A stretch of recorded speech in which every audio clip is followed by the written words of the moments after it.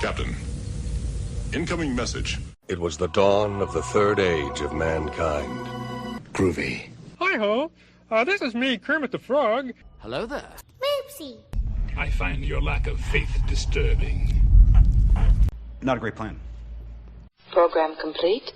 Enter when ready.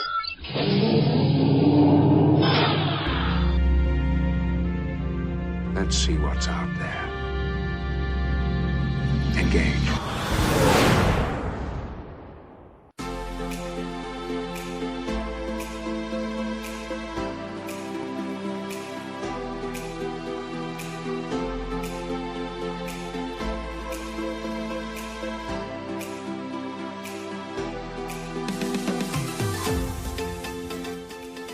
Hey there, we're those sci-fi guys, and this is that Those Sci-Fi Guys show. Just two working dudes, different lives, different jobs, but a whole lot of love for science fiction and the fun that comes with. We are your hosts. I am P.S. McKay, and my pumpkins are better than yours. No context.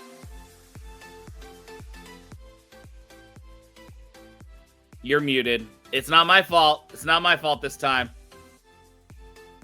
And I'm TT Calfman, and I failed to unmute myself. Yeah, you did. How you doing, DT? I'm all right. How are you? Good. I'm feeling like it's been a hot minute since we last spoke, even though it's not. So I've been looking forward to this. It's I don't know. I've grown accustomed to our talks. Don't break out into show tunes. Okay. But we're back, and here we are, everybody. How was your weekend, DT? I was on call pretty much all weekend. So Fuck, that sucks.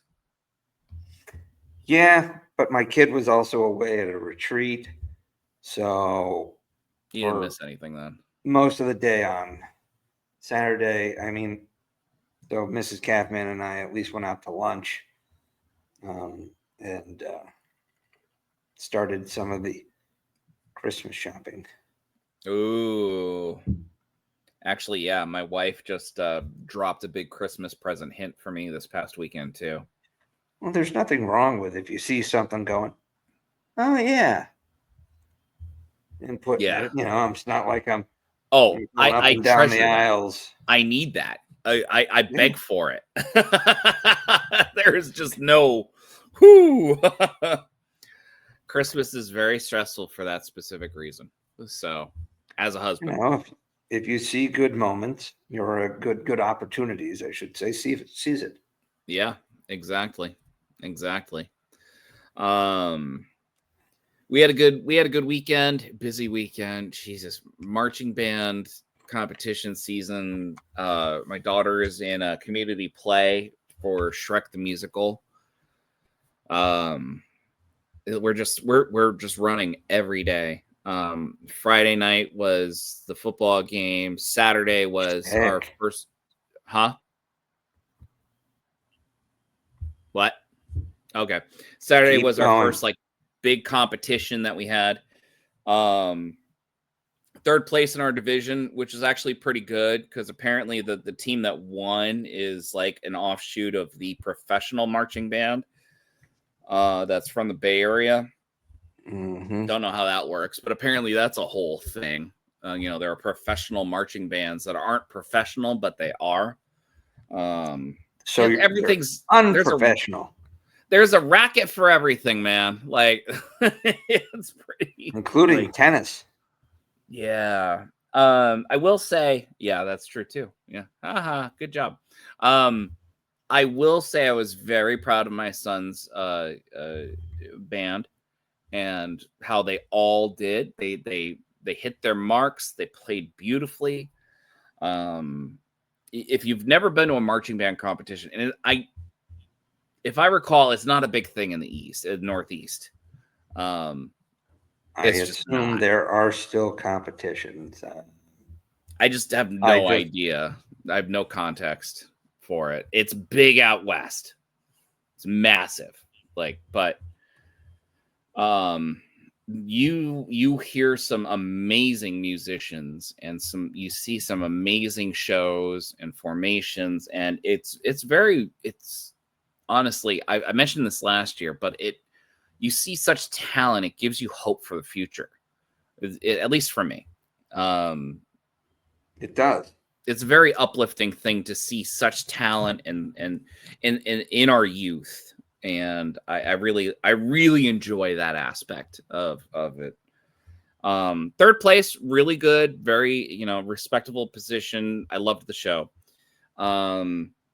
Next weekend, my son goes off to the Bay Area for robotics competitions. So yeah, now we have got that going on too, in conjunction with a Los Angeles show after that, and then Utah show the week after that. So it's gonna be well, I was gonna say it's gonna be May, but it's not. It's gonna be crazy.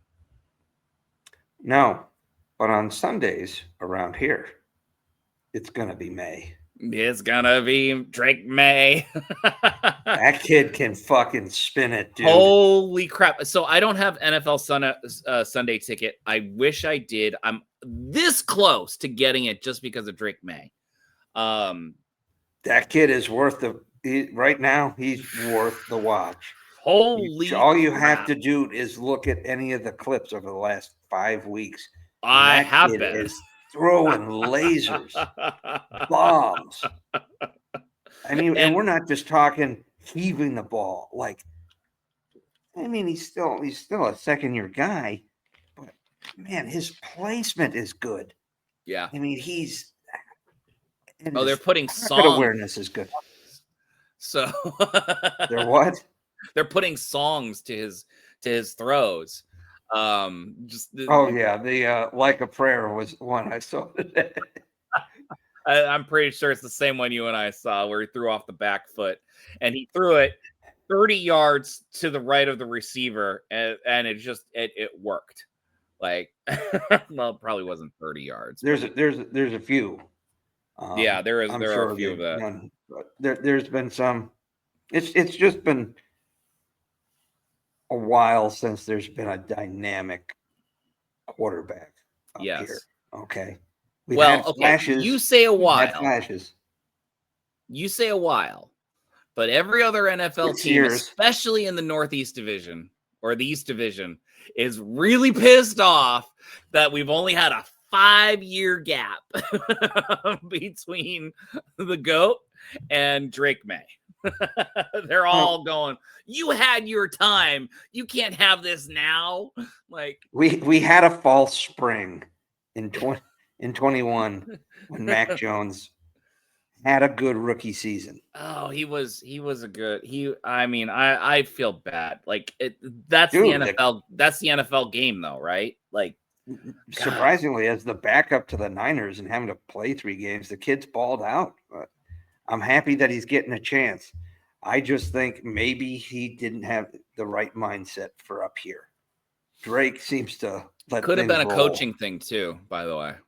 He also wasn't that well. I mean, his best year was with McDaniels as the offensive coordinator, and look who's back with Drake. Right. I'm not taking anything away from either one of their talents, but the next year the offensive coordinator was not an offensive guy. And I think we broke the kid, and they brought in an offensive guy in 23, and he was too broken to fix by that time, at least in our system. Right. Yeah. So there's that. By the way, if you had told my father that you and I would be talking football on our podcast, our podcast. Yeah, our sci-fi podcast, and we'd be talking like intelligently about football, vocabulary. My father would first ask, "What the hell is a podcast?" And then it's like a radio show with no listeners. Exactly. And then he would go, first of all, we've got listeners, but yes, I know, but it's not live. It's not live. But and then second of all, he'd be like, well, you're obviously lying. My son hates football. So,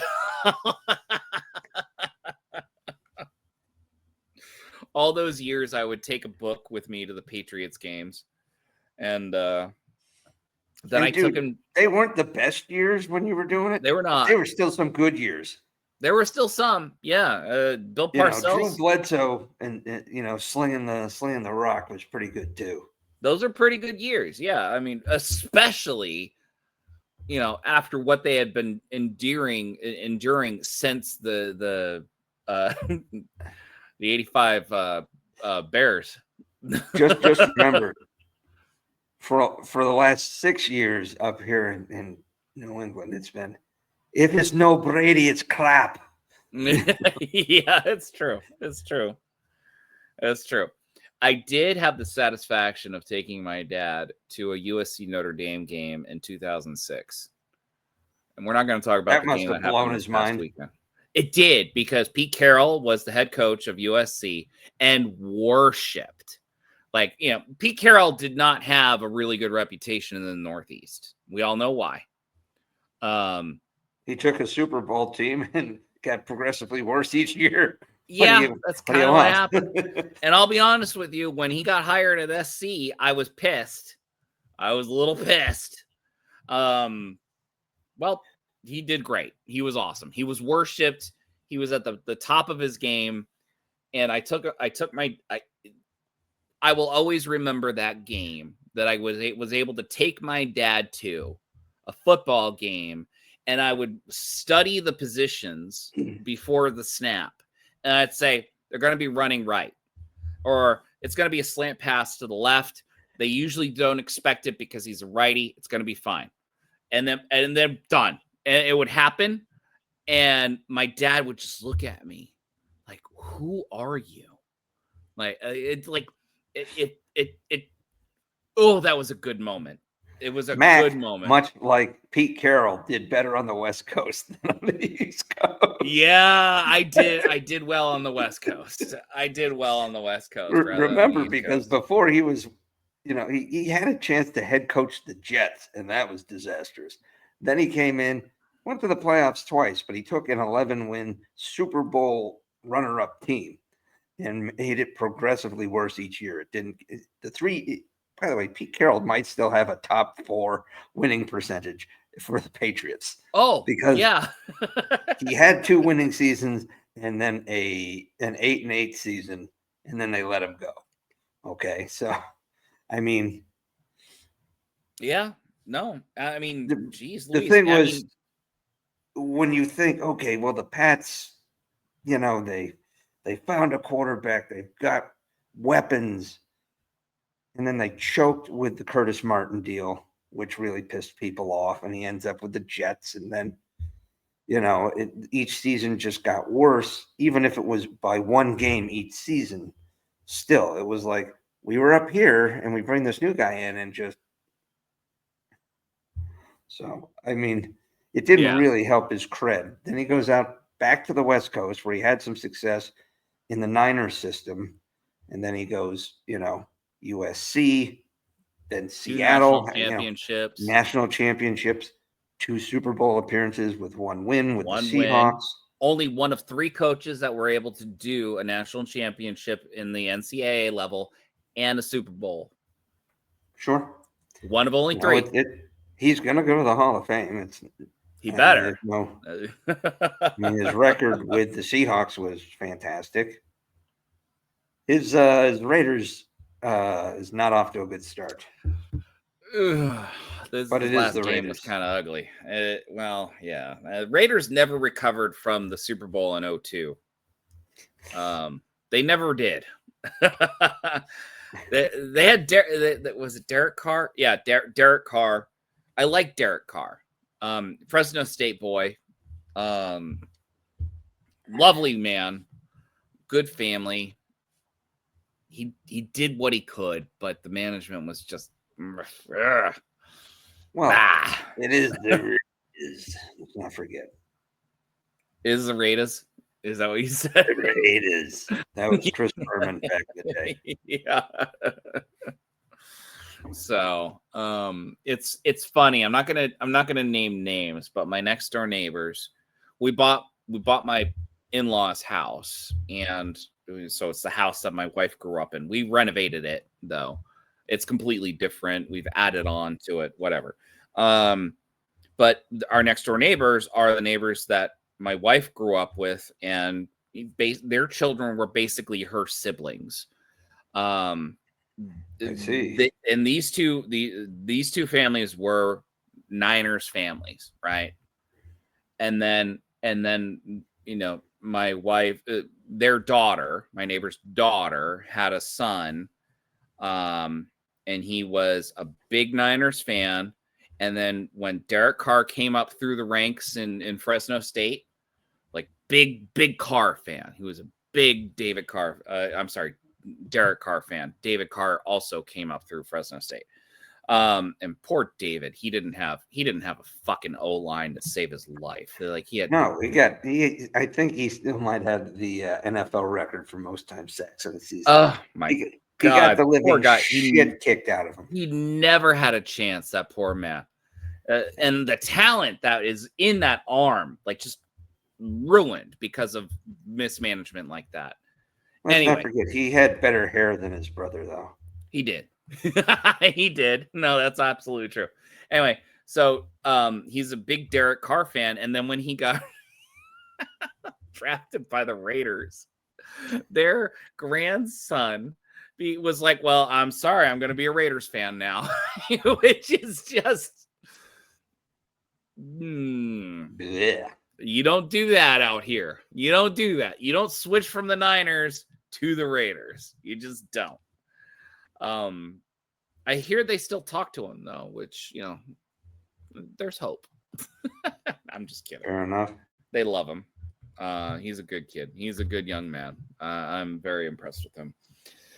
Well, speaking of the West Coast, yes, occasionally you find yourself hovering over a hellmouth. Hellmouth. Yeah. And someone's there to say, welcome to it. Welcome to Hellmouth. Well, Welcome to the Jungle was already copyrighted. That's also true. So that being said, oh shit, I think I misnumbered this episode. For shame. Double check. We don't want to have to backtrack. I labeled this recording as episode 260, but we still have the Scooby-Doo franchise, which is technically 260. So, damn, this is 261, everybody. Don't worry, I'll fix it in post. Which is not what Hollywood people want to hear, but I'll fix it in post. So we're episode 261. Damn. Shit. Yes, we are. Yeah. So what are we reviewing today, DT? Well, we've talked about it in reference many times, especially with New Trek, when they decided to do the musical episode in Strange New Worlds. Unclench. It'll be okay. Mm-hmm. Well, anyway, we are here to discuss the TV series Buffy the Vampire Slayer. Not to be confused with the movie Buffy the Vampire Slayer, which, of course, written by the same individual, Joss Whedon. It was, the movie was from 1992. The TV show was 5 years later, in 1997. That's how math works. Yep. Yeah. But you know how it is in TV, right? Yeah. So, anyway, while the movie kind of was, it's got mixed reviews. I enjoyed it as a kid and as now as my adult self. Yep. I mean, it had all the right points, you might say. You have, You have Donald Sutherland as the Watcher. You have Rutger Hauer as a villain. You have, in his prime, Luke Perry as the love interest. Yep. But and you have Paul Rubens as unrecognizable Pee Wee Herman. As the henchman, the comedic foil. Yep. Yeah. By the way, you actually do have there's some, holy shit, there's really like a lot of names in this movie. All right, but that's not the point. No, we're not talking about the movie. No, we're not. Although I was shocked to see that this TV series, Buffy the Vampire, was a continuation of the movie. It basically is. Joss Whedon had a chance to clean some shit up and move. Shocked. Yeah. He basically took that as a stepping stone, got a chance to clean things up, do it his way, and put the show on the air on the WB, and then really, and the whole point of Buffy the Vampire Slayer is it turns the horror movie genre kind of on its head, where the pretty blonde cheerleader is like, prey, one of the first ones killed. This time, the superhero of the story, the heroine of the story, is the little blonde cheerleader. I didn't think about it like that, but you're right. That's actually that's not. There are college thought, courses. Right? What's that? That's not your original thought. No, but no, I didn't think about it like that. I'm disappointed. Whedon himself said this, once the TV series got to be a smash hit.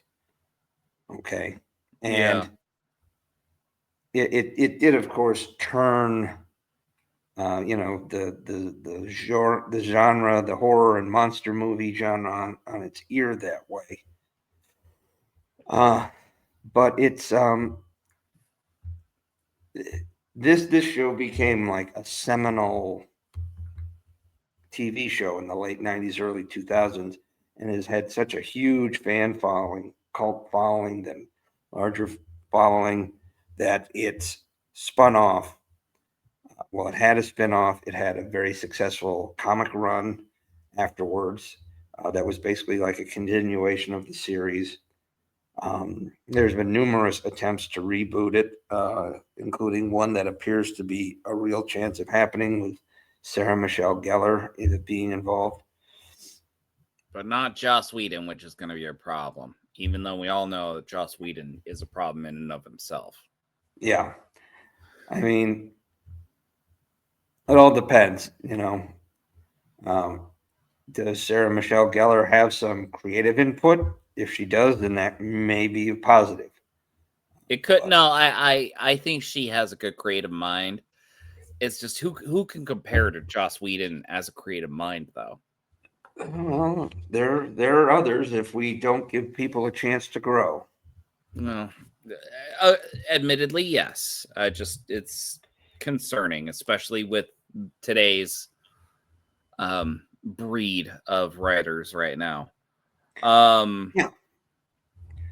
But basically, Buffy the Vampire Slayer, or the world of Buffy the Vampire Slayer, is obviously there are vampires and demons that still walk the earth, generally at night, dark places, and they feed on unsuspecting people. But something they mentioned at the very end of the pilot. Right. At the very beginning, though, they have a little, at least in the first season, they have a little overview intro. Into each generation is born a woman, a young girl who can, fight the forces of evil. That being like a 10-second stinger. Yep. Maybe 5 seconds. It's quick. But yeah, it tells the story pretty quickly. And then it does. Did you watch this when it first aired? I did not watch it when it first aired. Okay. When did you come to Well, watch it. All right, so I had friends in high school who watched it. I might have seen an episode here or there. Mm-hmm.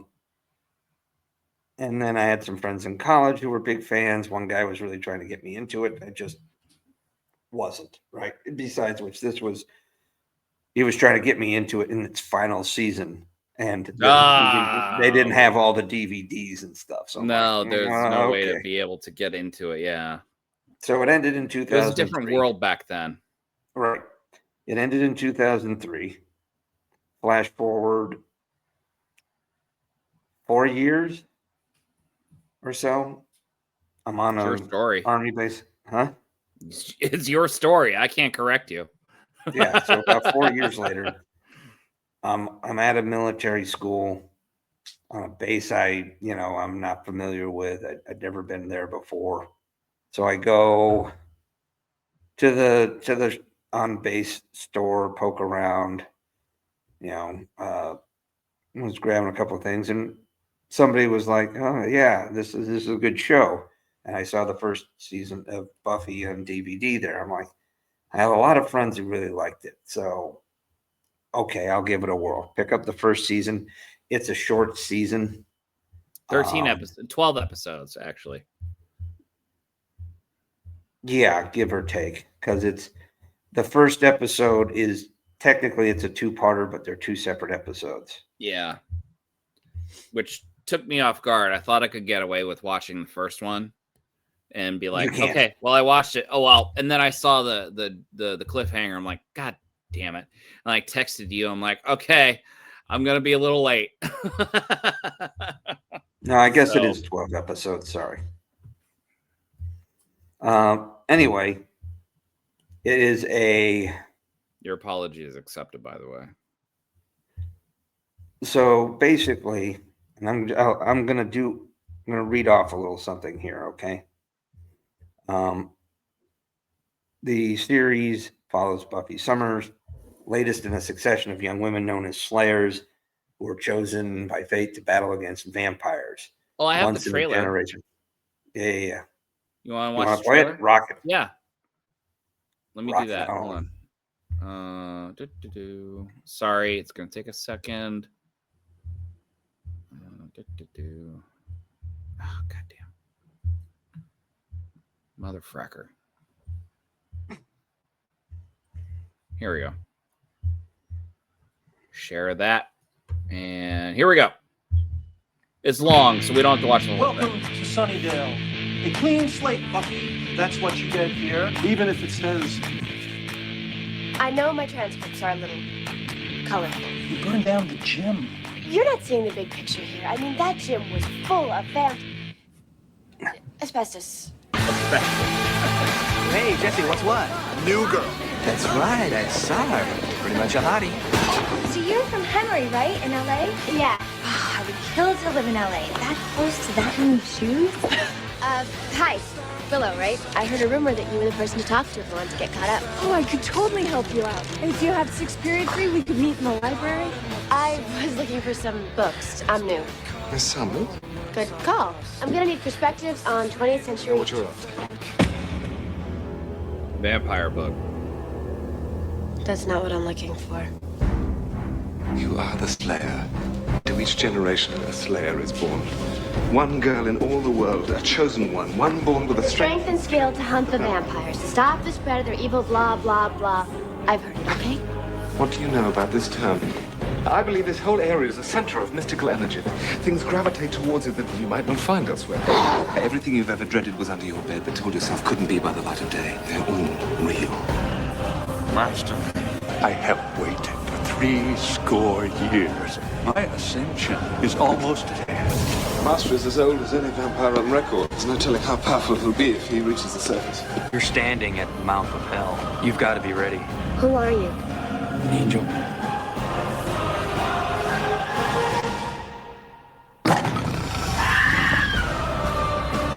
We're a team. You're the Slayer, and we're like the Slayerettes. It's too hard for me to be around. Vampire in love with a Slayer. It's rather poetic. Tomorrow night, Buffy will face the Master, and she will die. Charles, I'm 16 years old. I don't want to die.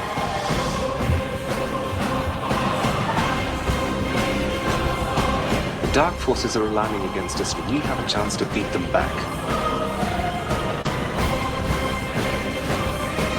Buffy's got this big old yen for you.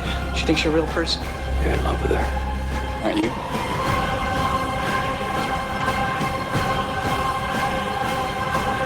Well, Did you really think you could best me here when you couldn't below? You have fruit punch mouth. What? That is a classic Joss Whedon line. Right up there with you mewling Quim. oh yeah, like somehow they were able to get that through the audio. Because censors. no one knows what that word is on the west side of the pond. Come on. Raise my eyebrows a little. Oh, I heard it and I'm like, oh, that's awesome. He did it. Anyway. Like the episode of TNG where Picard just said mailed. Yeah, yes, he did. Wait, when did he say that? Early seasons, and maybe season 3. But he didn't. He said really? shit. He said married? Oh, man. I forgot. Well, anyway. So we're going to talk kind of about the 2 pilots, but, let me give you a little intro, right? So we've already discovered she's chosen. She's aided by Giles, the librarian, who's actually her watcher, who kind of takes over for the role that Donald Sutherland had as Merrick in the movie. He was a fresh transfer into the high school as a librarian.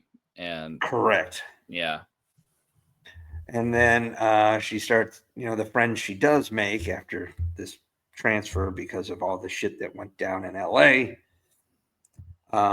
She starts, she meets this group of, 3 already, long-term friends, Buffy, or Willow, Xander, and Jesse. She's also kind of being courted by Cordelia, the queen bee, rich girl, popular girl. That who's a stereotype. sophomore, by the way. Like, they don't even show seniors. Well, not really much. It's like, okay, so there's a lot of people at this school, but most of the people you meet are all that in grade. that class, in that class group, yeah. So they do progress. The first 3 seasons, by the way, follow sophomore, junior, senior, high school. You're banging the table. Sorry, it's okay. It's something I noticed during the Sinners episode. It's a thing. We both did it. I wasn't doing it. I think it must have been the vampires. Ooh. We'll bring a cross next time then. So. Yep. Anyway, long story short, Buffy has to transfer because of the disaster that kind of came in with her previous. Where we saw the aftermath in the credits. Right. That was great. So this basically says picking up where the feature film left off, right? So she and her mom moved to Sunnydale, kind of a quiet suburb. But she doesn't realize that this is also like demon central, so to speak. And she gets kind of she's trying to start fresh. She's trying to put all that shit behind her. She's like, you know what? I'm done with vampires. I don't want to deal with that shit anymore. And Giles, the librarian's like, oh, hey, here you go. Here's this giant tome when you're looking for textbooks. She's like, yeah, no, I'm not about that life anymore. Mm-hmm. And of course, vampires are attacking kids around the school. And she gets dragged back in, especially as she starts to become friends with some of these kids. And the vampires kind of there's like two main vampires who are like servants of this uber vampire, the master. There's Luke and Darla. Darla has she's the one from the opening scene where she's like in a schoolgirl outfit and then ambushes some, dude who's trying to find a way to hook up with her, right? And then she's Luke obviously alt though. By the way, it's the actress that played Rita in Dexter. Oh yeah, that's Julie Benz. She's in a lot of sci-fi and this kind of stuff. So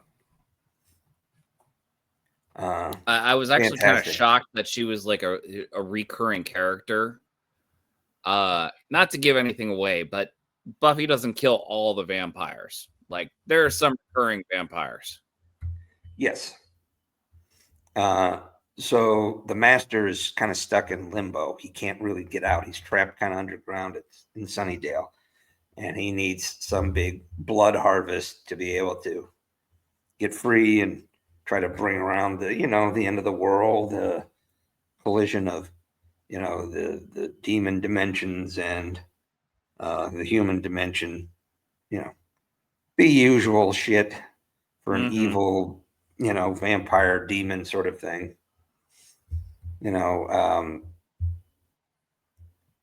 While Cordelia is trying to bring Buffy into the Mean Girls clique because she's pretty, she's from LA. There's some rumors about her. Buffy's a little more comfortable hanging out with Willow, who's kind of a mousy computer nerd. Her played by Allison Hannigan. Yep, Allison Hannigan. Yeah, I gotta get better on the whole thing of the pictures here. Sorry. And you also have Xander, who's Willow's like super dork best friend from all the way back, and they've known each other forever. Yeah, this is the master. Yeah, that's the master. Sorry. Yep. But then what was it? I Cordelia. mentioned to you, Cordelia. She looks like a Whedon vampire from her profile, without makeup. Like she literally looks like a Whedon vampire if you look at her from her profile in the computer class scene. Maybe it was a fake out, but it was daylight, so probably not. I think it was one of those things. She's a social vampire, Well, kind of. I don't think it was that deep, to be honest with you. Yeah, but none of these pictures are in order, by the way. So no, you're just flashing around through the episodes. But that's okay. Well, this is the first episode, right? A lot of pictures. Yeah, and of course it's the cornerstone, right? So you have, Buffy's just trying to fit in. Her mom is trying to get her to like, hey, fit in, don't cause trouble. Principal's like, hey, you get a clean slate, but not really. Yeah, this is actually a cute scene. I liked this scene. Yeah. Like he was like, you got a clean slate. It's fine. And then he looks at it as like, you set the gym on fire? Like, well, we'll keep an eye on you, but we want you to do well, and we'll give you the tools to do that. Like, yay. You got to appreciate Bob Flutie. Poor Bob. Oh, what happens to Bob? Something happens to Bob. I mean, he's that guy who's like trying to be the nice guy, but like is just, you can tell just by watching him, he's just clearly in over his head. Oh, especially with this girl and company. Well, any person in authority who is in an administrator job is going to be in over their head when they have a vampire slayer that they have to look after. I mean, I probably would you want to be the principal? The only way that would work is if you actually participated in vampire slaying. It's the only way. I'm good. Let's do it. Okay. Done. So sold. Starting a new book series, everybody. Yeah. You know, Buffy, a couple of times almost spills. Oh, yeah, the gym was filled with asbestos. Yeah. She bumps into Xander and her steak falls out of her bag and she's trying to figure out what's going on. He's trying to figure out what's going on. But Buffy's about to chill with Cordelia, but sees her mock poor Willow and a bunch of other people. And she's like, I don't think I want to jam with this.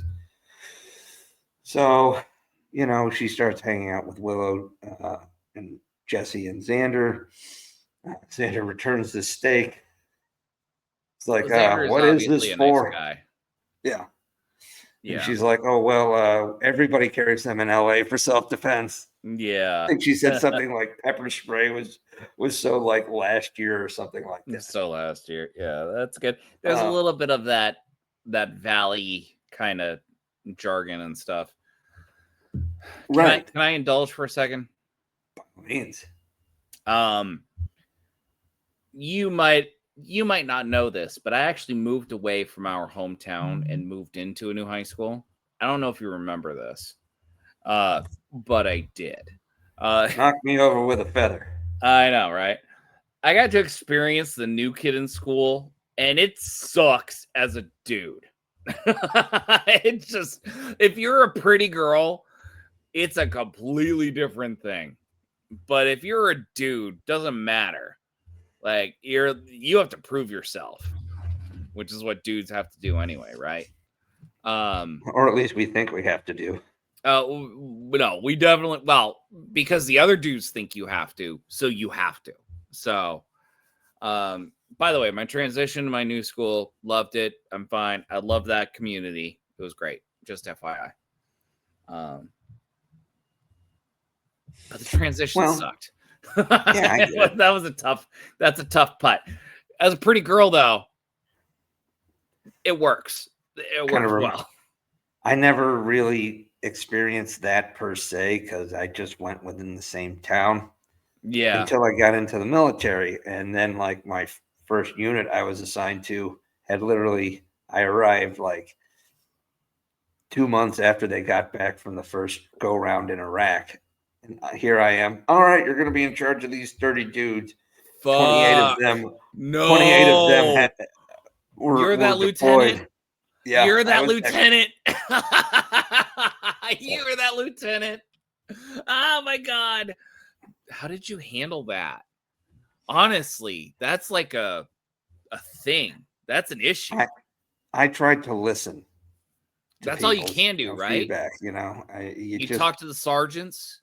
You listen to them. I put a lot of trust in them. I was so wet behind the ears, it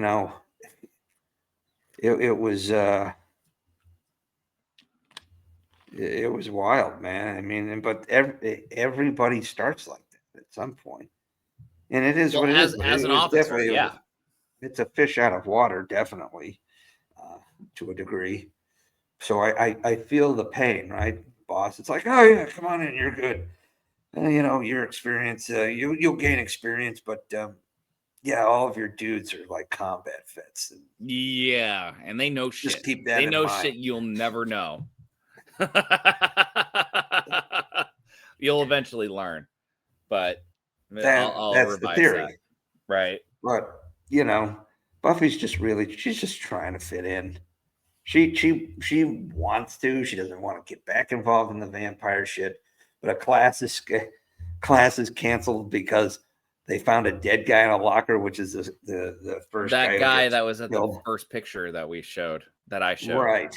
Yeah. And so, what was it? Due to an extreme dead guy. That was the line. Yeah. Found in the lockers. Yeah. Buffy sneaks in, notices that there was vampire marks. Then she goes and sees Giles and kind of jacks him up a little. She's like, there's a freaking vampire around here. This guy was just killed by a vampire. And he's like, well, I'm your watcher. I'm supposed to help you, But she's like, I don't want to. It got me in trouble. I lost all my friends. We had to move. all that, and then as like Giles is just sitting there kind of nonplussed, then out come from the upper level of the library comes Xander. Like, Xander. what the fuck did I just hear? Yeah. And by the way, Xander is the everyman. Xander is us, right? Like, you know, we like Buffy. We'll never be able to compete with Buffy, but we want to be on par with her. And by the way, create a good character to have. I don't know if he's going to last, to be honest with you. You know, I don't. But I'm going to be watching this series, by the way. So don't tell me. But wow, I've thrown you.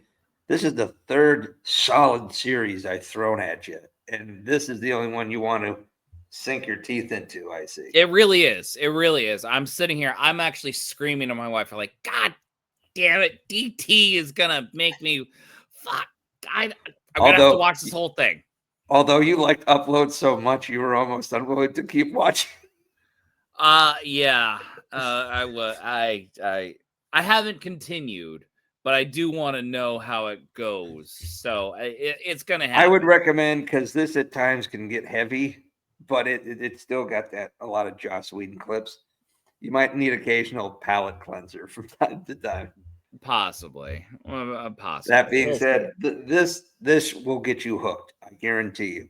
Already has. I'm sitting here like complaining to my wife, like, I'm gonna have to watch this whole damn thing. It's 144 episodes, hon, and she's laughing because, you know. Did she watch it?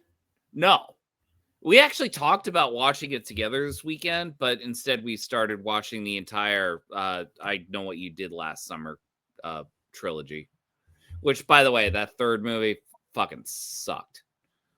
Didn't it also have Sarah Michelle Gellar in it? It did, actually. It's supposed to be a surprise. Spoiler, everybody. But I'm just gonna say it completely destroys the legacy character, which is why it ruined the movie. The movie was great for the first like 80%. And then the last 20% just goes off the rails and like, fuck, god damn it. What, the third movie? The third one. The one that came out this year. It's like, oh, you know, for some reason I'm getting confused with all the other ones that just kept spinning off sequels. Scream. Oh, yeah, and yeah. Final Destination and all of these that just kept stacking them. Yeah, no. I Know What You Did Last Summer has 3 movies. 2 of them came out in the 90s, and then the last one came out this year. And it's fuck. Ruined it. The last 20 minutes ruined it. 15 minutes ruined it. All of it. It was great all up until it. Anyway. The rat is for obviousness. The rat. What? Do you remember how pissed off people got when they had the rat show up at the end of the movie, The Departed? No. Oh, no. Okay, I will get. This will be too much of a rabbit hole, so we'll have to put a pin in this. Like, are we gonna have to watch The Departed again? I mean, it's always a good movie, but you know. Anyway, getting back to Buffy, Boston. I would have been very curious to see what would have happened if they said like Buffy the Vampire Slayer in Boston. Fucking vampires, like in Boston, but it was Torrance. They filmed in Torrance, California. Yes, this was some form of California out there. Well, you know, Buffy goes to the, I guess, you know, club that teenagers get into. The Bronze. I know. It's stupid. That's a stupid name. I'm sure there's some sort of strange meaning there. Anyway, the and Bronze, then this teacher is hanging out around there, which she calls out, by the way. What's that? Well, Giles is hanging around, which she calls out. Oh, not just yet. You're not there yet. Oh, sorry. It's the classic. Somebody's being followed. Yep. And then she bushwhacks this handsome dude, mysterious stranger named Angel, who gives warnings to Buffy. We don't know his about- name in the first 2 Not yet. episodes yet. He's a very mysterious stranger. Did we not learn We it don't. in the first 2 episodes? We don't. I started watching episode 3 tonight, so maybe that's it. No, we don't learn his name. I know it. I just because yeah. You'd have to be under a rock to not know the Angel series. Right.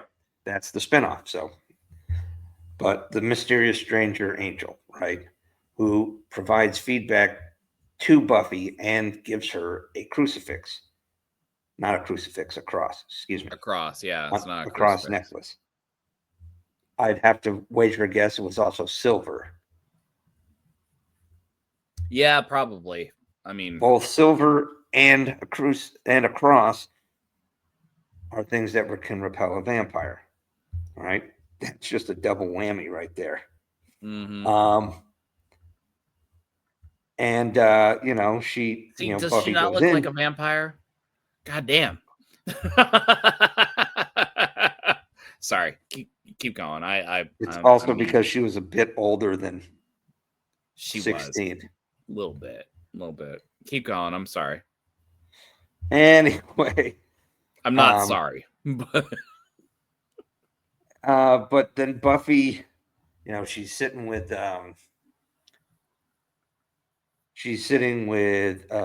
Willow and talking to her, and Willow is still kind of surprised that a pretty girl like Buffy would talk with her.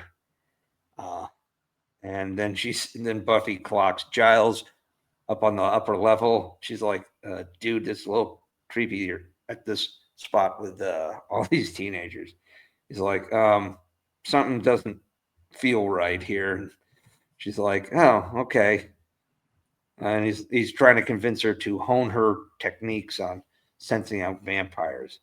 And she eventually does suss one out, but it's also as in a very Joss Whedon-esque where she's like, this dude has clearly been dead for a while. Look at his wardrobe. He rolled up his sleeves. Look at that undershirt that he's using, as if. Yeah, basically. Turns out she wasn't wrong. As if. She wasn't wrong. She was absolutely correct. It was her second sense that was using it, not her first sense. Which could be argued that's a good thing. But then, she sees that this guy's talking to Willow, and then she can't see them anymore. And Cordelia scares the shit out of her, and she almost takes Cordelia out, which, of course, Cordelia's like, oh, well, I'm going to ruin you now. And, Darla comes up on Jesse, who has been routinely shut down by Cordelia. And Darla's like, hey.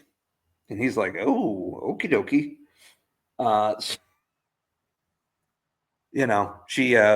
She's looking for Willow. She finds Xander. They try to go find out what's going on. And, meanwhile, then like the master sends out his vampires to try to collect people for this upcoming harvest, where if they get enough blood, he can be broken free of this prison. He orders Luke, who's played by the great character actor Brian Thompson, who's this really big dude who always plays big, tough dudes, henchmen. Played a great Klingon in TNG. Oh, yeah. He was a big guy. I noticed in the pilot, he was a big dude. Yeah. Do you remember, what is it, Matter of Honor or what? When Riker is doing the exchange with the Klingons? He becomes first officer of the Klingon ship. Yeah, second season. Yeah. And he's under that fat, obnoxious captain. Yeah. And he kicks the current first officer's ass to show his strength, but that was Brian Thompson, this Klingon who then kind of becomes his buddy. He's like, all right, you showed me some shit, human. I need to rewatch that episode, but yes, okay. It wasn't as bad as, that one. I think with a few tweaks could have been a really good episode, but it wasn't a bad episode. Well, it was weird still because suffering some early shit. It was weird because the Klingons were like, well, we need to intercept the Enterprise and fight them. And then Riker's like, okay, I'm going to take charge. And then he does. It doesn't work that way, but he does eventually take charge. And he's like, I'm going to need you to lower your shields and surrender. And Picard's like, okay. Which, like whatever, man. Yeah, that was a weird episode. The writing was still clunky at the time. But yeah, Brian Thompson was that Klingon. And he's also been in tons of other things. Well, Brian Thompson does a great job in yoked. Yeah, straight yoked. That dude is yoked. Back then. He's not anymore. He's had a recurring role. Well, I mean, that was also, we're talking 25, almost 30 years ago for Buffy anyway. Shut up. It was not almost 30 years ago. Shut up. No. It was 10 years ago. So shut the fuck up and continue on your description, please. Anyway. So Luke takes all these vampires and they're going to and they decide they ambush Willow and Jesse, and they'd already, Darla's already taken a little nibble on Jesse, so he's kind of woozy. And they alluded to how someone can become a vampire by this point. Correct. Like they have to drink your blood, and then you have to drink their blood, and then you become their thing. And then she like waves it off. She's like, everyone knows that. We all know that. That's fine.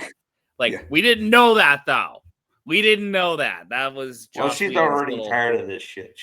She's already Danny Glover. I'm too old for this shit. Anyway, Buffy shows up. She kills She kills the out-of-date vampire. Buffy beats Darla's ass, and then Xander grabs Jesse and Willow, and they book it. But Luke arrives and kind of overpowers Buffy to start with because he ambushes her from behind.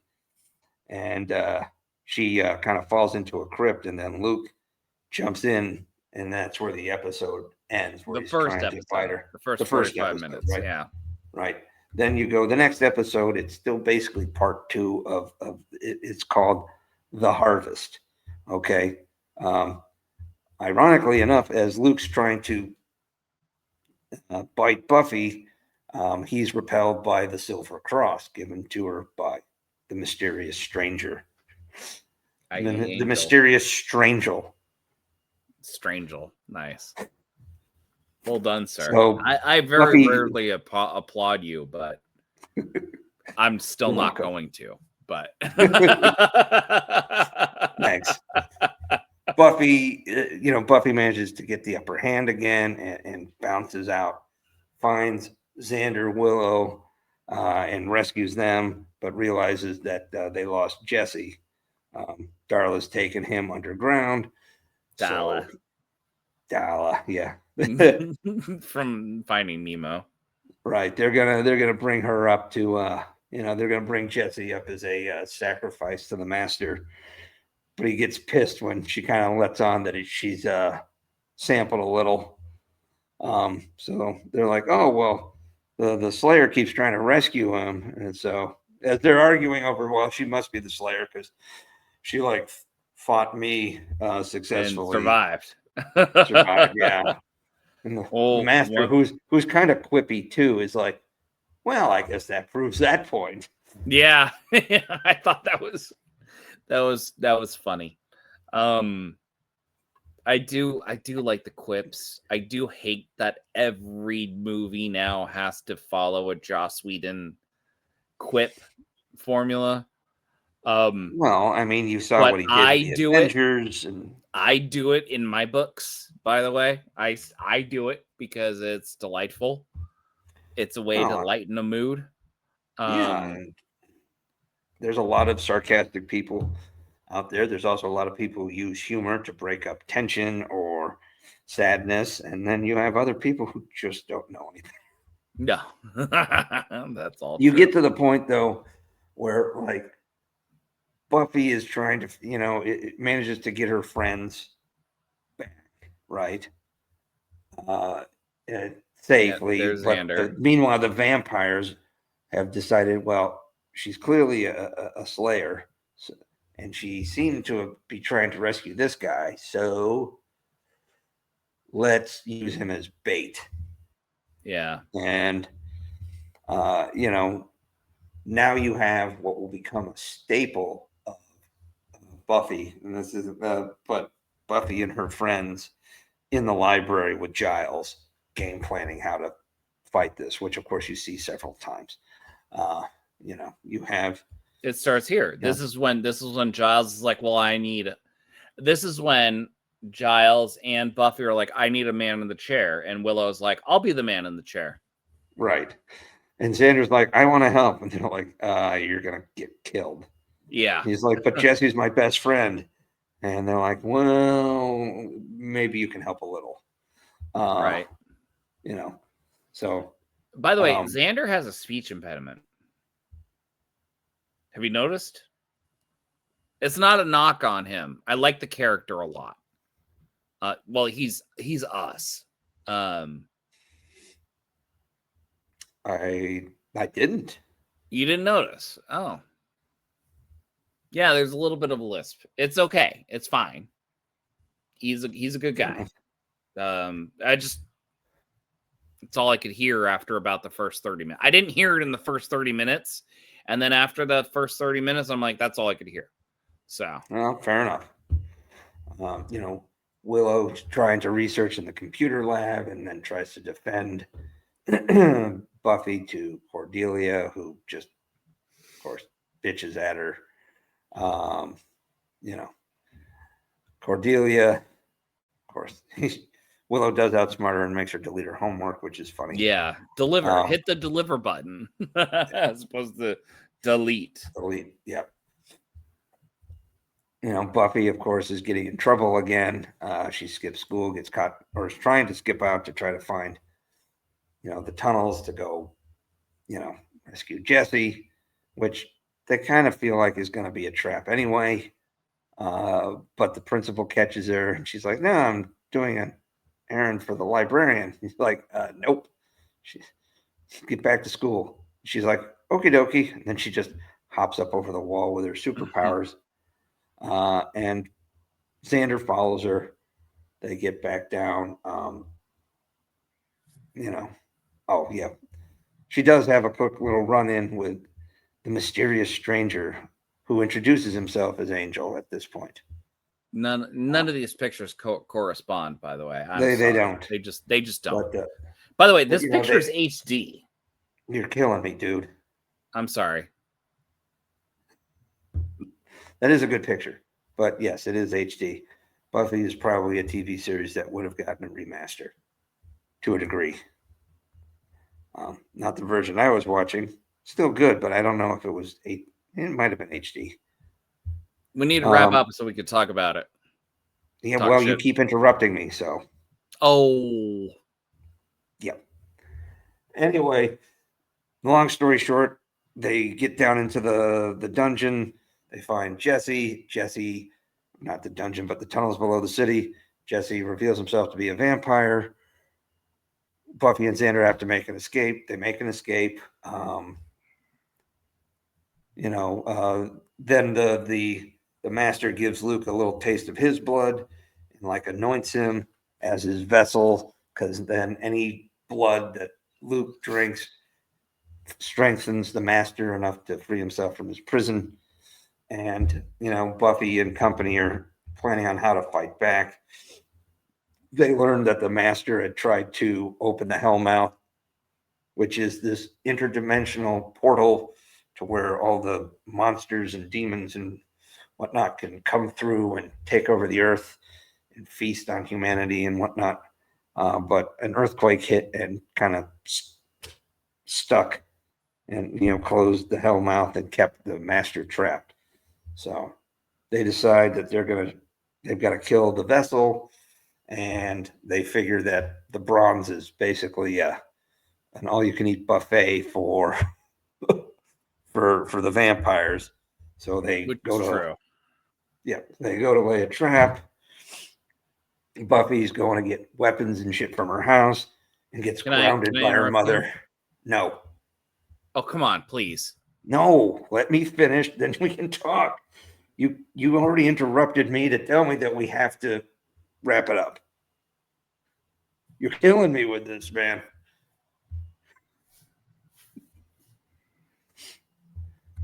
Dead air. She gets grounded. That's fun when your superheroes get grounded. It's awesome.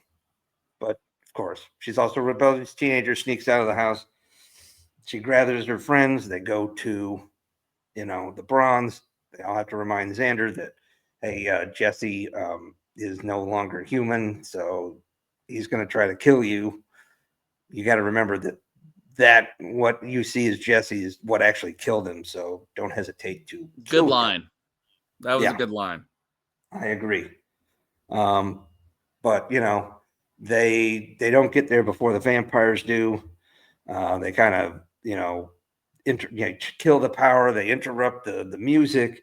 Then Luke gets up on the stage, and it's like basically says, "Hey, this is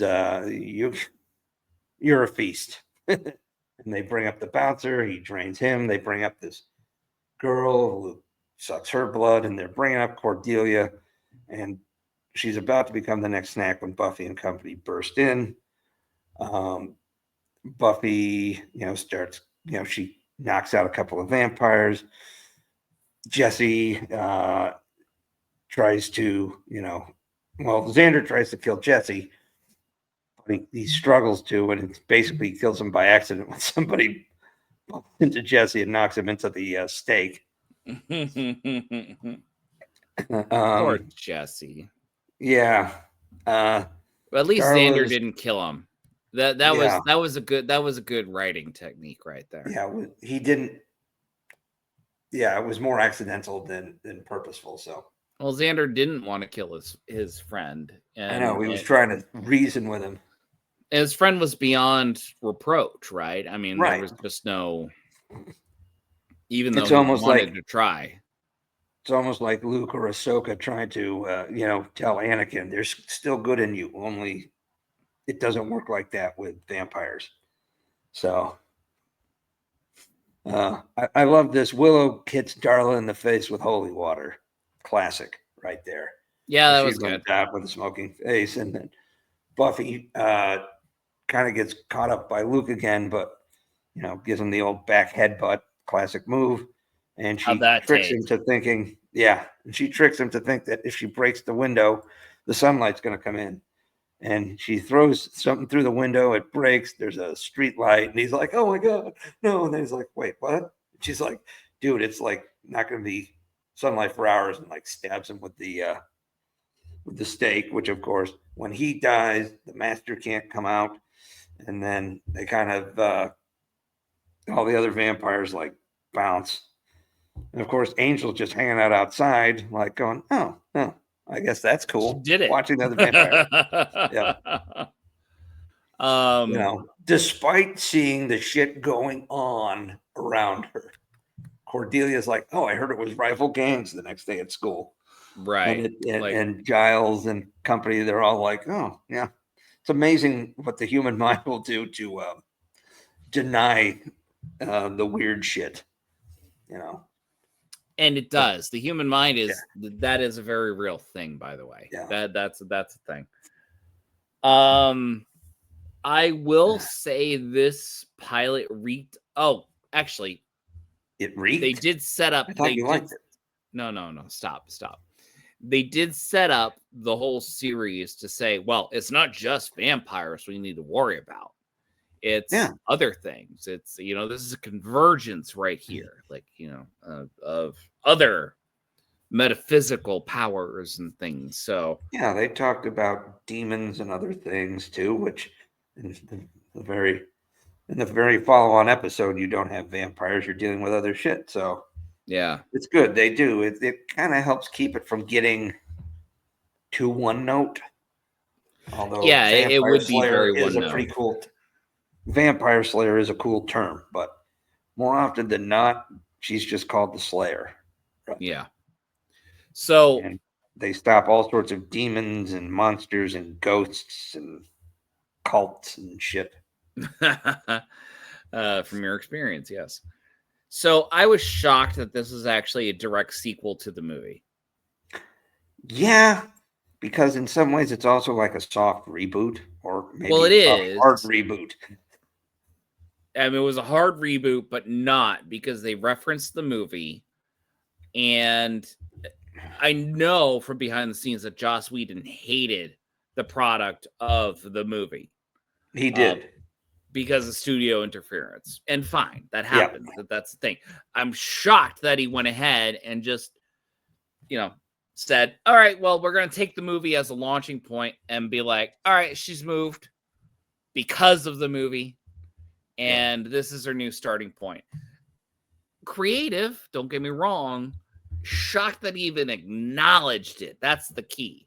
I thought that this was going to be a recreation of the movie. Sure. In television show format, but it wasn't.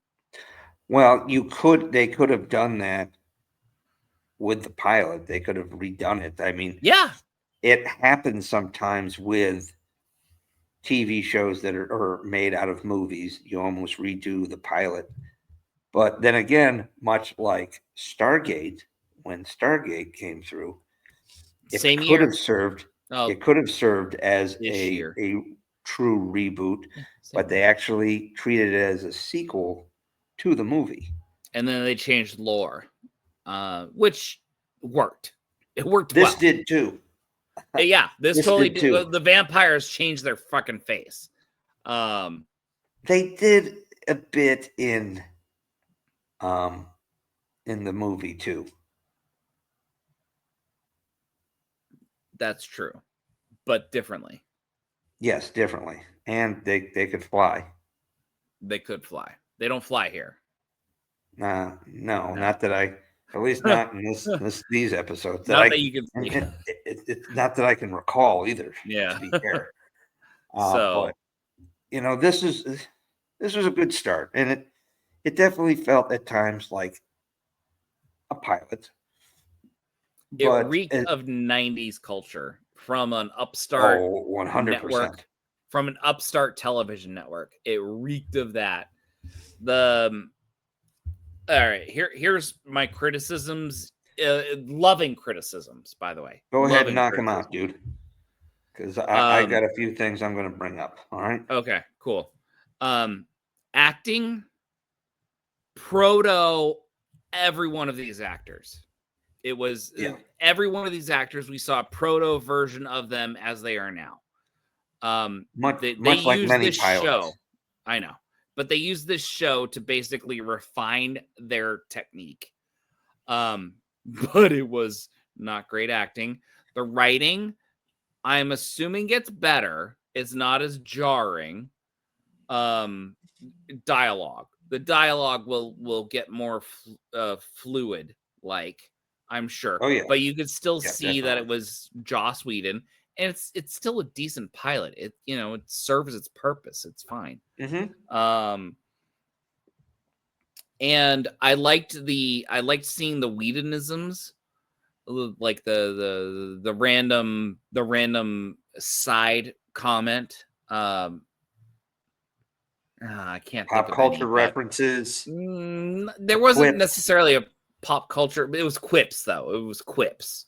A lot of quips. Later like the in master series, goes, "Oh, you apologize. Thank you.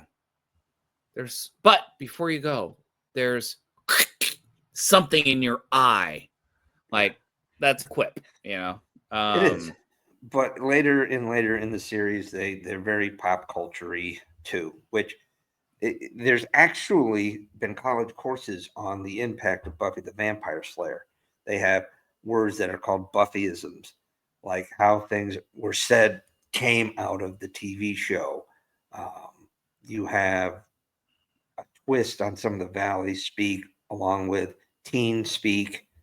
But there's also a lot of powerful symbolism in these, particularly in the progressive seasons, as these characters build, particularly the strong female characters. But there's there's a lot of Joss Whedonisms that you see if you watch subsequent series like Firefly, All House. This is and proto Whedon. The Avengers stuff. It was fun to see proto Whedon, basically. Like this 2 years after Toy Story, which he wrote, by the way. You are a toy. That's a Whedon sentence right there. I can guarantee you. Wasn't it? You're kind of like when little man.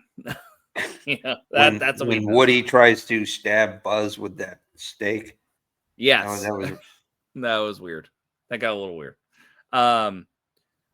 So I thought it was, first of all, any excuse to take a trip back to the 1990s, I'm here for. I'm here. Pre 9/11, done. This pilot was very 90s. It was super 90s. I love the fashions. I miss those fashions. They're coming back, by the way, in a big way. Well, remember when we were in high school, bell bottoms were starting to come back. The flares. They were flares. They were not bell bottoms. But yes. Yeah, and if some stoner had walked through with a talking dog, it would have been Scooby-Doo, man. Yeah, I'm just saying. They didn't, but they would have. It was this close. It was very close. Trust me. Yeah. I enjoyed this I loved Sarah Michelle Gellar. I know that this was not her first gig, but she didn't nail the role at the very beginning, but she grew into it through the first 2 episodes. The very confident talking crap to the bad guy kind of thing. Was done very well in the movie. She had to kind of relearn to do that in the first 2 episodes. But I like that. I love the talking crap to the bad guy too. It's a psyop thing, right? I love it. Yeah.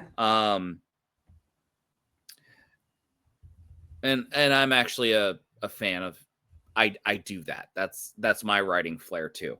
So I like that. I like Xander. I like Willow, the man in the chair, the woman in the chair. I loved how Buffy was dealing with Cornelia and Cordelia, sorry. Her name is like Chastity or something. It's like something super flowery. Who? Charisma Carpenter? Yeah. It's like that's a super flowery name. Charisma, and her character's name is Cordelia. Okay. Cordelia Chase. Yeah. So Cordelia being a very nice girl to her by bailing her out, by showing her the book, and then showing as they're walking down the hallway that she's a bitch. Let's just, call it as it is. To Allison Hannigan, you were never a bitch to Allison Hannigan. I will go to my grave defending that woman. Okay. I swear to God. She is our British husband. Well, I'll defend her. I won't necessarily defend him. He can go do it. She met him on this show. Yeah, great. Well, good for her. Whatever. But yeah, and then Buffy seeing that and being like, you know what? I'm not going to go down that road. I'm going to go to Willow. I'm going to, talk to Willow. I'm going to give her, she's got a little cachet that she can throw around. And I like seeing that. It's almost like she's relearning her powers. Well, she kind of let it go dormant, right? She was trying to stuff it down. She didn't want to do it.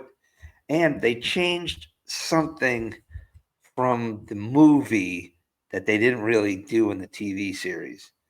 Was Her that reflexes? no? You'll see that. Oh, okay. No, in the Good. movie she would get menstrual cramps when vampires. Oh, that's right. They didn't do that in this show. No. Probably a good thing. Probably a good thing. That's a good change. And she would have That's a been good doing change. it like a dozen times an episode, Every time she was around Angel, she'd be like, ugh. which would have screwed that pooch. Right Yeah, up. literally. Yeah, So no, there that was was a a good tweak there. change. At some point, too, Joss Whedon also retconned the movie. Later in this series, there was, I think, some flashbacks to some different versions of the events of the movie. Yeah, there's Angel. David Boreanaz. Yeah. The unknown man. This dude has had a great TV career, man. He's been in some serious TV shows. Was he in Supernatural? No, he was the FBI agent in Bones. That's what he was. That's what he was. Yeah. And then he's had a serious kid TV career, hasn't he? And then he did 7 years of SEAL Team. Oh, that's right. Yeah. So, That's he did, bitch. in With that between chiseled Buffy. jaw. Yeah, between Buffy and Angel, he did something like 7 seasons of that too. So, but yeah, man, this was and Buffy was really very seminal too. Like so many young actors and actresses got starts on Buffy back in the day because it was a little like it was a little teen soapy, but also supernatural / kind of superhero and serial. Yeah, it was 100% serial, which was starting to build at that time. Things like Deep Space Nine and Babylon 5 really gave Buffy the chance to be able to start doing that, and while Buffy was still network enough that it wasn't each episode bled into the next, but it was like, here's the overarching theme of the season, and there's going to be, every couple episodes will be a key chunk for the season plot, but there's also going to be enough of the villain of the week kind of thing. Yeah. Monster of the week. Monster, villain, you name it. Yeah. Occasionally there's human bad guys in this too. But you're right, this is proto. So the characters all have very good growth throughout the series, but this is where we meet them, if you don't count the 25-minute unaired pilot that features a different actress as Willow. It's kind of like a short version of. I never saw it, but it is out there. Yeah, I read about it tonight. Yeah. Didn't have time to see it. I'm not interested. I liked this pilot. I thought it was good. Yeah. I thought it was effective. It was good. Especially if you watch it in the context, like this is a network. This is a startup network in 1997. WB. The WB. They still had the frog back then. They still had the frog. They did the WB. It was a startup network. They were trying to find their genre niche and everything. Right. This was the beginning of the WB's turn towards teen angst television. The next year, Dawson's Creek would be premiering. There would be other television shows that were on that, and I was actively compared to Dawson by everyone. Not you though. You never said shit. So thanks. Never watched the show. Well, that's your as problem. Soon as I took one look at the terrain, I'm like, that ain't Cape Cod.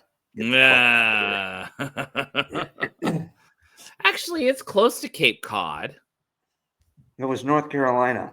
That's not I at know it all was what North Carolina. that is not at all what the inlets and stuff look like. There's a lot of reeds and stuff, and Nah, bro. Don't let yourself Nah, get bro. fooled.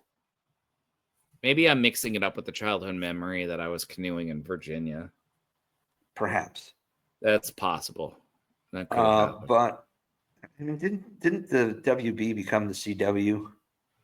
Yeah, in 2007. So, right there. UPN and the WB merged to create a partnership as a network to become the CW. So, which is funny because before that merger, Buffy, after its 5th season, moved to the UPN for its last 2. Oh, really? Yeah. Wait, what? They also said it's a Fox television show. That's interesting. So that's the funny part. It's a Fox show. And so it was on the WB originally. Then they hopped, skipped, and jumped it over to UPN. Yeah. That's funny. Yeah, they actually set up the 5th season so that it could have been a series finale. So was it a Babylon 5 issue where like the last 2 seasons felt weird because they were a little out of place, or? No, I don't think so. Not really. You know, there's some people, at least not for me. Okay. But that's a quality of good writing then. Yeah. Not to knock J. Michael Straczynski, by the way. Well, he didn't think that B5 was going to get picked up for a 5th season, so he started wrapping everything up. He's got a good excuse. He's a good writer. The fact that he was able to salvage what he did. There's 2 points that I kind of want to get into here with Buffy, right? Particularly this part here. So this is a quote. Joss Whedon had said, Buffy the Vampire Slayer was basically invented to invert the old TV and movie formula of the little blonde girl who goes into the dark alley and gets killed in every horror movie, right? Because now the little blonde girl goes into the alley and comes out killing whatever monster was in there, right? Yeah, so like it. They also set up, if you watch the dynamic, they set up that Jesse was kind of looking like he was like a core member of the group, right? Yep. They make a big deal to go try to rescue him. He wasn't killed immediately. So you're like, oh, this guy is important enough, right? He was left as a lure, by the way. Yeah. Right. So Joss Whedon had hoped to include the actor Eric Balfour in the title credits to shock viewers when the character dies. Unfortunately, the show could not afford the extra set of title credits at the time. So, really? Yeah, that was his intent. It was very clear that it was operating on a budget. It was very clear. Yeah, of course. But that's just television. Like you run with it. So that's funny. So this is a very good beginning to what will become a very excellent TV series. Yeah. Okay? I remember the talks about it in the 3rd season and everything. Oh, the 3rd season, they actually delayed its finale because of Columbine. Columbine, yeah, that was a big deal. There was some doings in the high school. Yeah. Needless to say, there was a lot of things this helped influence other TV series since then, right? Like no, hour-long drama did a full episode that was a musical, which I've alluded to in other episodes. Every other musical episode basically kind of copies some formula from that episode, which is in season 6. called Once More with Feeling. So, No, the musical episode. The musical episode, yeah. So, Buffy, I was a late arrival too. I didn't start watching it until 10 years after the premiere, also, which was 4 years after the finale went off the air, right? Or three, 4, somewhere. 2003. It went off the air, yeah. Oh, right. No wonder the math doesn't work out because Buffy Angel was like continued. Buffy was a mid-season replacement show, too. Right. Yeah, it was debuted 12 in March. episodes. Yeah, the Right. first season. So that's why my math was a little off. So, yes, 10 years after the premiere and 4 years after the series ends is when I get into it, right? Not bad. The first season I like. As the seasons got on and the lore was more expanded and they had good recurring characters and, the stakes were there and the characters were believable and likable. I became very hooked on it. And then, the following year, I'm like watching episodes of it while I'm like, undergoing wisdom teeth surgery. Yeah. So it was good, man.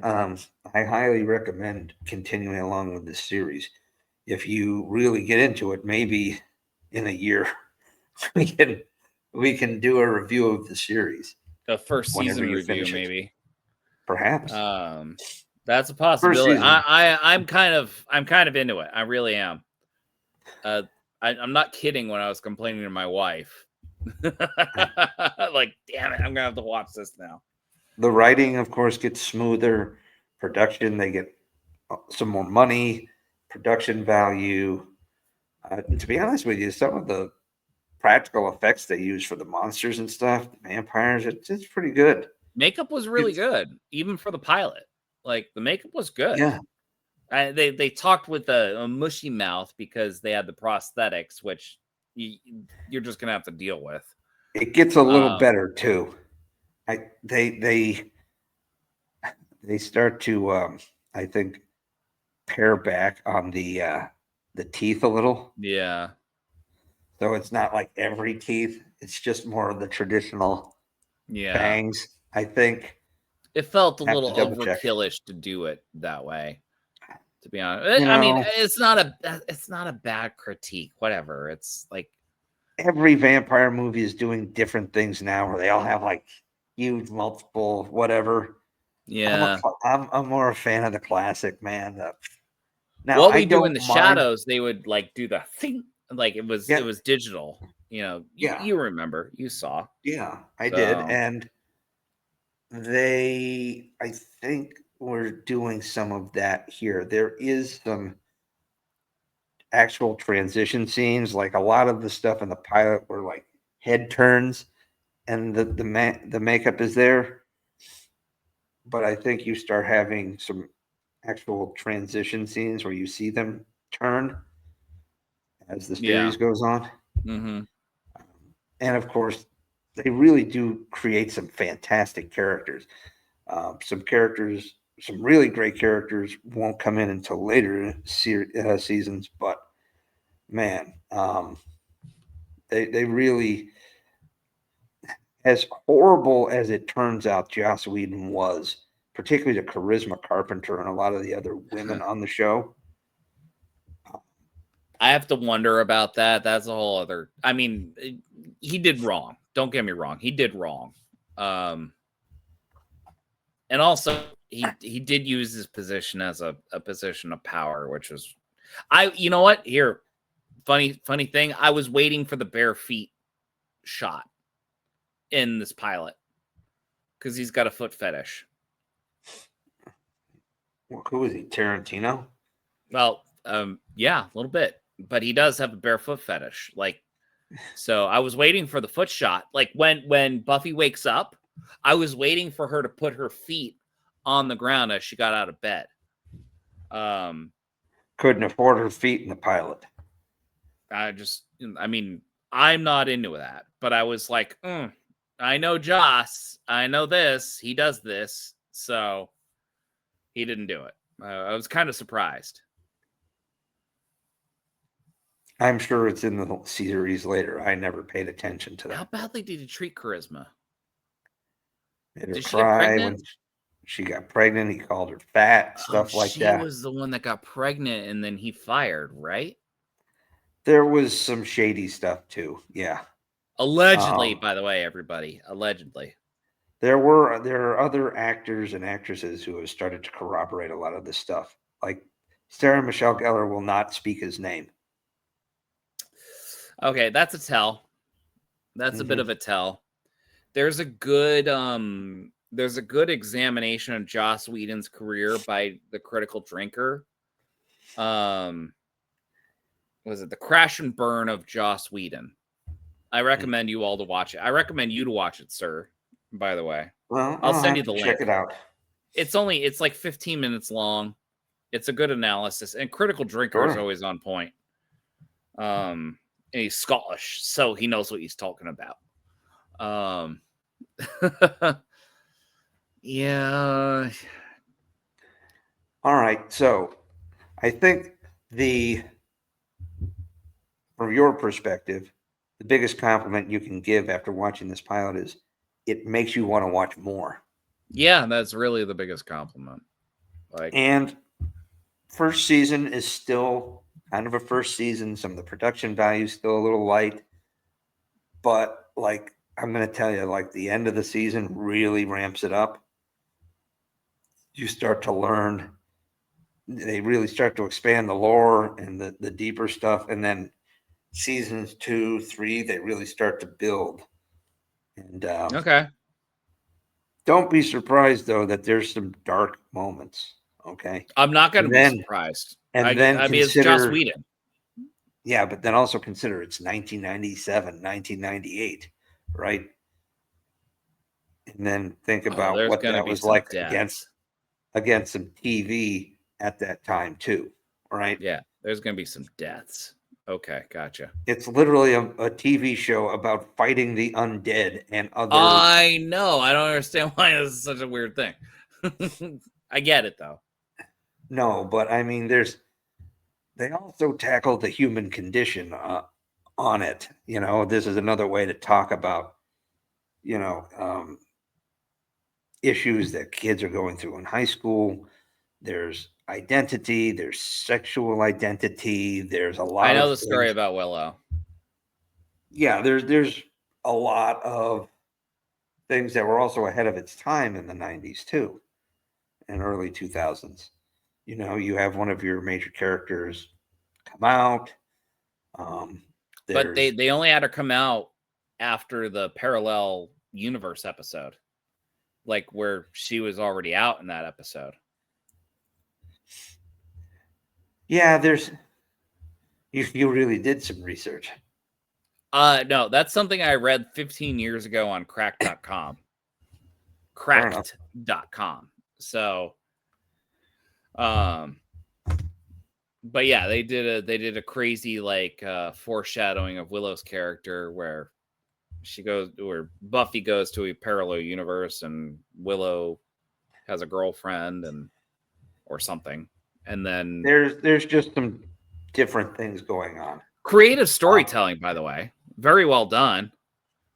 I like the idea. It's not what you're thinking. It's actually a little more interesting. Oh, I'm sure it is. It's not a parallel dimension. It's actually going to a the what future. if. It's a what if, actually. Oh, what if? Okay. Yeah. Still, really good. I like the idea. That's good storytelling. So, and there was a lot of creative storytelling in this. The musical episode is one. There's one where there's literally no talking.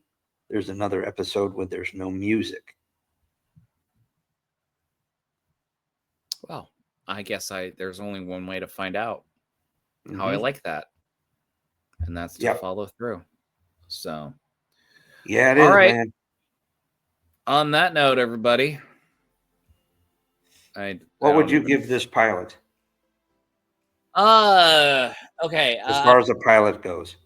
Out of 5 stars, solid 4. Especially if you take it in the context of the 90s, the mid-late 90s. Yeah. That was enjoyable. Teenage girl and her friends terrorize a small town from other people terrorizing a small town. 5 stars. Yeah, 5 stars. I love that dude. I love him so much. He's one of the greatest gifts that we've ever been given in our lives. So so on that note, everybody, until the next time, that's the end. So you guys keep dreaming, we'll keep working. I'm P.S. McKay. So long, everyone. We're those sci-fi guys. It's out there. And I'm DT Cavman. And up here on the high ground, there's a lot of sun, so the vampires are nowhere to be found. See, it's not going to be as funny this time around because you reused it. But I'll give you your last. Oh, did I use the? Did I do that already? You did that. You did that from Sinners. And I'm DT Cavman, and I'm loaded with holy water steaks, garlic, and silver up here. Bring it on, bitches. There it is. All right. How's that? Is that better? Good.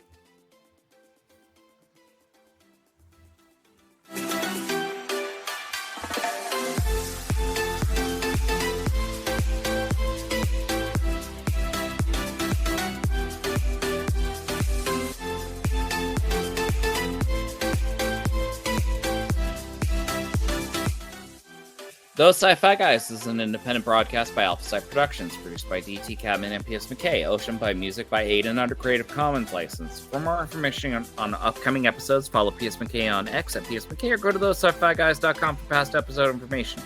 You can find us on Spotify, you can find us on Apple, you can find us on Rumble, and you can find us on YouTube. So be sure to leave a like and a comment and let us know how we're doing.